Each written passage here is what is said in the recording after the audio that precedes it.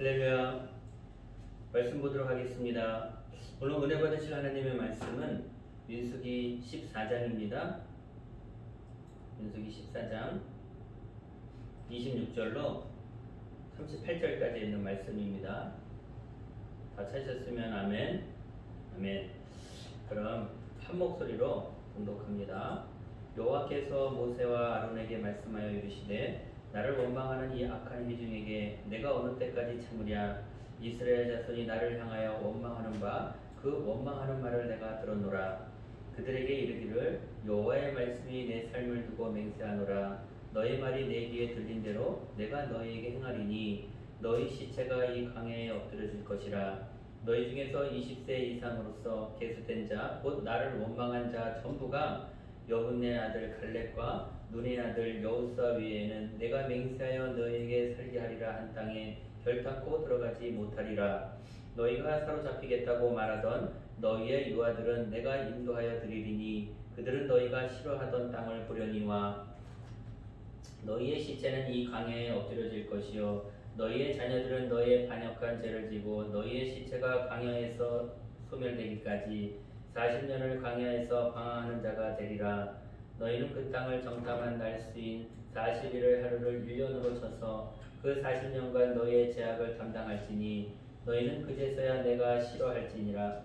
싫어하면 어떻게 되는지 알리라 하셨다 하라. 나 여호와가 말하였거니와 오여 나를 거역하는 이 악한 회중에게 내가 반드시 이같이 행하리니 그들이 이 강야에서 소멸되어 거기서 죽으리라. 모세의 보냄을 받고 땅을 정탐하고 돌아와서 그 땅을 악평하여 온 회중이 모세를 원망하게 한 사람 곧 그 땅에 대하여 악평한 자들은 여호와 앞에서 재앙으로 죽었고 그 땅을 정탐하러 갔던 사람들 중에서 오직 눈의 아들 여호수아와 여분네 아들 갈렙은 생존하니라. 아멘. 우리 앞뒤 옆 사람과 한번 인사했으면 좋을 것 같습니다. 생명의 빛이 있으라. 생명의 빛이 있으라. 아멘. 여러분 예수 그리스도는 어제나 오늘이나 영원토록 동일한 분이신 줄 믿습니다. 아멘. 우리가 성령 하나님을 모시고 인격적으로 예배드리는 줄 믿습니다. 우리가 신정과 진정으로 하나님 앞에 예배 올려드릴 때 우리 성령 하나님을 인정하고 모셔드리고 의지하고 나아가는 건 중요합니다. 우리가 성령 하나님께 사랑의 고백을 드리도록 하겠습니다. 성령님 인정합니다. 환영합니다. 모셔드립니다. 의지하며 나아갑니다.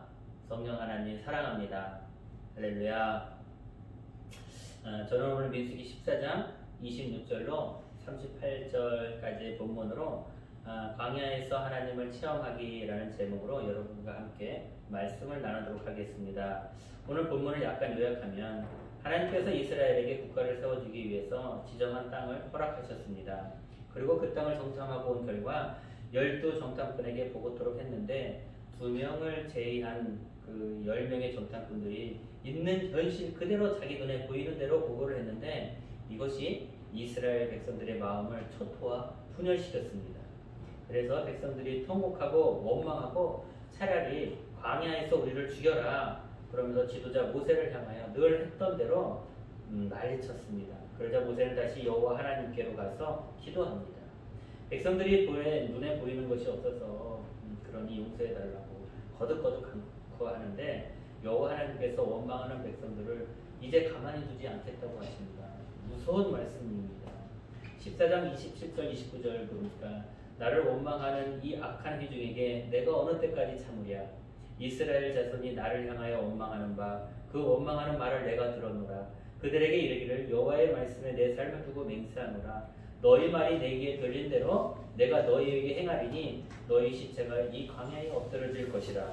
있는 그대로 보고했을 뿐인데 하나님께서 진노하셨습니다. 그 안에 자세히 들여다보겠습니다. 이는 마치 우리의 인생에 있어서 우리와 같은 모습을 보여주고 있습니다. 육적인 혼적인 눈으로 보면 이러한 일들은 지극히 당연한 것이었습니다.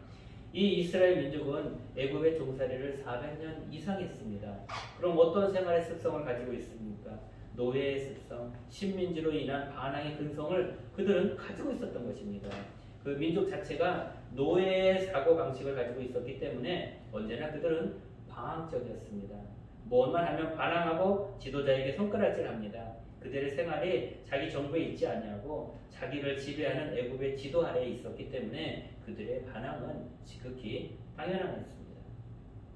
그들은 해방이 되었음에도 몸만 해방되었지 그들의 사고방식은 같았습니다. 다시 말해 몸은 자유였으나 마음은 종의 사고방식을 그대로 가지고 나왔습니다.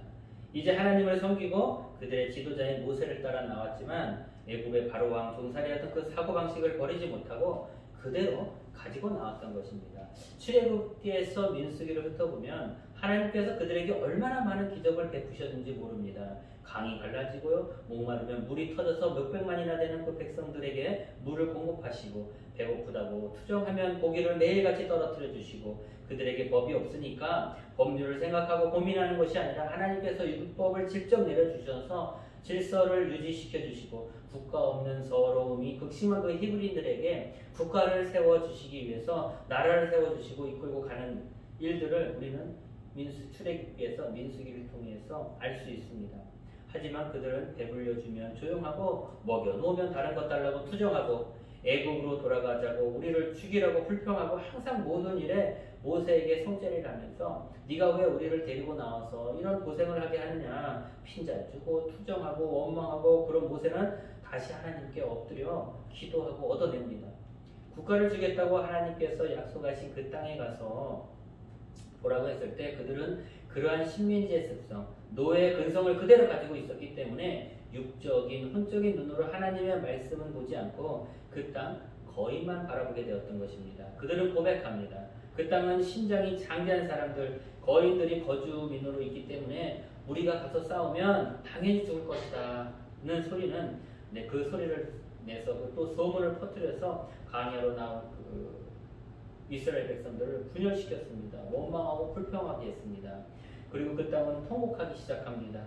다시 그 소문을 들은 이스라엘 백성들은 이제 우리가 강해서 죽었으면 좋았을 것을 왜 우리를 이곳에서 인도해내서 칼에 죽게 하는가 또 난리를 칩니다. 그런 레파토리 애굽으로 돌아가자 그게 낫겠다라고는 그 14장 초발절에 기록하고 있습니다. 통곡합니다. 밤새 오는 우리는 죽을 것이다 라고 통곡합니다. 그들에게 꿈이 없습니다. 그냥 그 현실만 있을 뿐입니다. 왜요? 노예 근성이 있었기 때문입니다. 꿈이 필요 없었습니다. 그러기에 하나님의 언약을 알 수가 없었던 것입니다. 하나님의 언약은요, 우리에게 모든 감각으로 많은 부분으로 작용합니다. 그러나 그들은 어찌 혼의 사람의 영의 말씀을 받아 누릴 수 있었겠습니까? 그들의 모습은 어쩌면 당연한 것이었습니다. 하지만 그 당연한 것이 사단이 나에게 저주를 가져다 주는 통로임을 저와 여러분들은 알아야 합니다. 그 분노, 원망, 불평, 감사하지 않는 그 모든 행동이 환경적으로 어쩔 수 없었다는 그 당연함은 그 당연함을 통해서 사단이 저주를 가져다 주는 삶의 모형임을 저와 여러분들은 꼭 기억해야 합니다. 그래서 다시 한번 입으로 터뜨려 보시기 바랍니다. 감사합니다. 지금 원망하고 불평하는 가운데에도 왜 우리는 감사하시기 바랍니다. 지금의 환경을 통해서 하나님께 나아가시기 바랍니다. 그리고 주님 감사합니다라고 고백하시기 바랍니다. 아멘, 아멘. 우리의 삶도 마찬가지입니다. 실상만 바라보면 광야의 모습과 같습니다. 우리가 가지는 환경으로는 절대 그 거인을 넘어설 수 없습니다. 그 땅에 사는 거인들을 우리를 보면 능력 있는 자들, 가진 자들, 똑똑한 자들, 실력 있는 자들, 많은 인맥을 가진 자들을 넘어설 수 없습니다. 그래서 그것이 없는 우리는 원망하고 불평합니다. 우리의 모습이 민수기 14장의 모습과 마찬가지입니다. 결론이 어떻게 났습니까? 여러분, 하나님은 하나님께서 지정하신 그 국가에 그들 절대로 못 들어가게 하십니다. 무엇 때문에요? 그들이 가지고 있는 그 식민지의 근성, 뭐만 하면 반항하고 남 탓하는 근성, 불평과 불만의 근성, 부정적인 말의 근성, 이런 것과 싸우려고 하지 않는 그 근성 말입니다. 그것 때문에 하나님께서 절대 never 응답하시지 않습니다. 그의 음성도 듣지 않으십니다. 그들의 모습을 쳐다보지도 않으십니다. 그리고 그들은 40일 동안 가나안 땅을 정탐했던 그 날수를 계수하여서 하루를 1년으로 40년 동안 그들의 근성인 노예의 근성을 뽑아내기 시작합니다. 그리고 하나님께서는 다음 세대의 것을 이룩하시려고 준비시키고 계신 줄 믿습니다. 민수기 14장 34절 35절 읽어드리겠습니다. 너희의 자녀들은 너희의 반역한 죄를 지고 너희의 시체가 광야에서 소멸되기까지 40년을 광야에서 방향하는 자가 되리라. 너희는 그 땅을 정탐할 날수인 40일의 하루를 1년으로 쳐서 그 40년간 너희의 죄악을 담당할지니 너희는 그제서야 내가 싫어하면 어떻게 되는지 알리라 하셨다 하라. 나 여호와가 말하였거니와 모여 나를 거역하는 이 악한 온 회중에게 내가 반드시 이같이 행하리니 그들이 광야에서 소멸되어 거기서 죽으리라. 아멘. 그럼 여러분, 저와 여러분 어떻게 살아야 합니까? 본문에서 보니까요, 여호수아 갈렙이 나옵니다. 그들은 광야의 시체가 되는 것에서 제외되었습니다. 광야에서 방황하는 자에서 제외되었습니다. 하나님께서 분노하셔서 40년간 죄악을 담당시키지도 않으셨습니다. 하나님께서 정말 싫어하는 그 나인에서 열애되었습니다. 그들의 모습은 본문과 같이 말씀하고 있는 줄 믿습니다. 13장 30절 갈렙의 고백입니다. 갈렙이 모세 앞에서 백성을 조용하게 하고 이르되 우리가 곧 올라가서 그 땅을 취하자 능히 이기리라 하나. 아멘. 원망하고 불평하는 그 백성들을 조용히 시키고 우리가 올라가서 그 땅을 취하자라고 외칩니다. 14장 6절에서 10절 갈렙과 여호수아의 고백입니다. 그 땅을 정탐한 자 중 눈의 아들 여호수아와 여분의 아들 갈렙이 자기들의 옷을 찢고 이스라엘 자손의 온 회중에게 말하여 이르되 우리가 두루 다니며 정탐한 땅은 심히 아름다운 땅이라. 야훼께서 우리를 기뻐하시면 우리를 그 땅으로 인도하여 들이시고 그 땅을 우리에게 주시리라. 이는 가연적과 꿀이 흐르는 땅이니라. 다만 야훼를 거역하자는 하지는 말라. 또 그 땅 백성을 두려워하지 말라. 그들은 우리의 먹이라. 그들이 보호자는 그들에게서 떠났고 야훼는 우리와 함께 하시느니라. 그들을 두려워하지 말라. 나 하나 온 회중이 그들을 돌로 치려 하는데 그때 여호와의 영광이 회막에서 이스라엘 모든 자손에게 나타나시니라. 아멘. 그들의 고백은 야훼 하나님께서 영광을 이 땅에 끌어내리게 하였습니다. 그들의 고백이 얼마나 여호와 하나님을 감동시켰는지 여호와 하나님께서 이 땅 가운데 임재해 버렸습니다. 하나님의 역사가 일어나게 된 것입니다.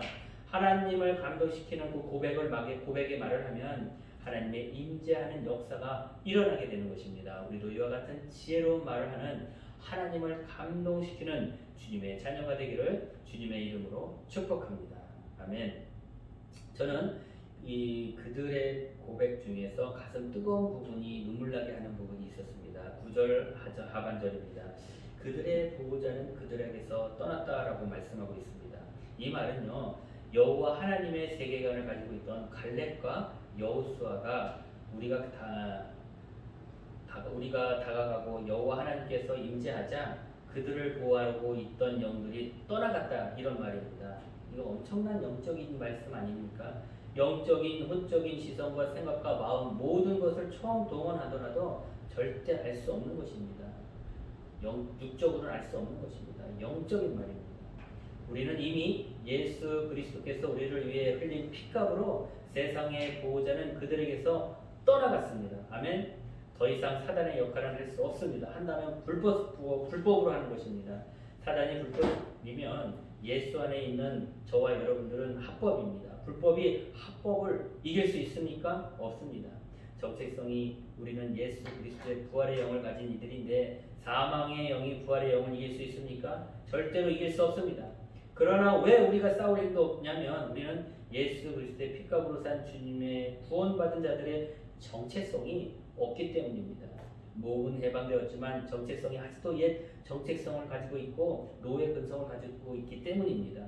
성령 하나님을 통해서 예수 그리스도를 믿는 우리는 어떤 정체성을 가지고 있습니까? 첫째는요, 십자가 밑에서 용서받은 의인입니다. 둘째는요, 우리는 거룩하고 성령 충만받은 사람입니다. 셋째는요, 영적, 혼적, 육적인 저주와 질병에서 해방받은 사람입니다. 갈라디아서 3장 13절에 그리스도께서 우리를 위하여 저주받은 바 되사 율법의 저주에서 우리를 속량하셨으니 기록된 바 나무에 달린 자마다 저주 아래에 있는 자라 말씀하고 있습니다. 넷째는요, 세상을 다스리고 땅에 충만하고 정복하라는 위임 명령을 받은 축복을 받은 자입니다. 그 대표적인 것이 유대인들 아닙니까? 실질적으로 미국과 세계를 움직이는 사람들이 유대인들입니다. 마지막으로 생명록 책에 우리의 이름이 있는 하늘나라 상속권을 가진 자들인 줄 믿습니다. 성령 하나님께서 우리에게 용기를 부어 주십니다. 용기를 가지시기 바랍니다. 성령 하나님께서 꿈을 주시는 줄 믿습니다. 우리는 꿈을 스케치하면 하나님께서 그 꿈에 색을 입혀주시는 분입니다. 악한이라도 자녀에게 좋은 것을 줄 줄 알거든. 하물며 하늘에 계신 하나님께서 너에게 좋은 것을 주시지 않겠느냐? 아멘. 여러분, 불평, 불만, 남탓 이런 노예 근성이 나를 다스리면 성령 하나님께서 용기를 주고 싶어도 가로막힌 담으로 인해서 못 주십니다.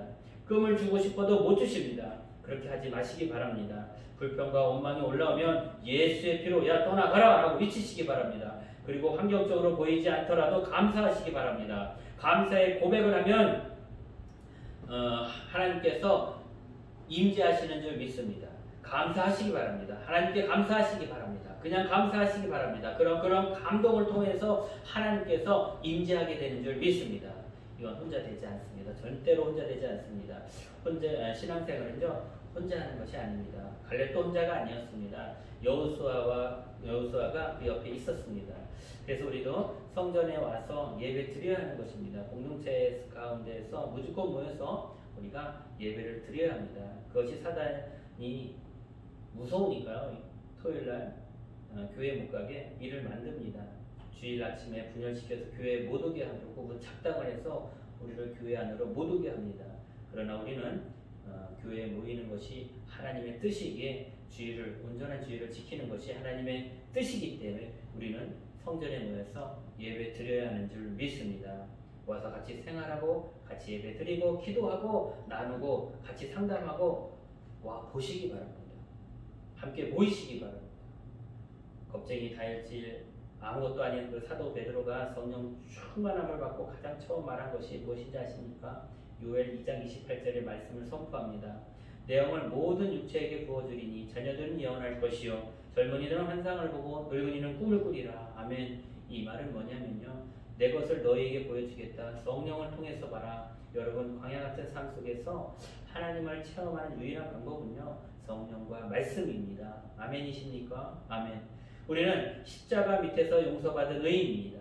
우리는 거룩하고 성령 충만받은 사람입니다. 우리는 영적, 혼적, 육적인 저주와 질병에서 해방받은 사람입니다. 여러분, 세상을 다스리고 땅에 충만하고 정복하라는 위임 명령을 받은 축복을 받은 자입니다. 우리는 하늘나라 생명농책의 우리의 이름이 하늘나라 상속권을 가진 자들인 줄 믿습니다. 아멘.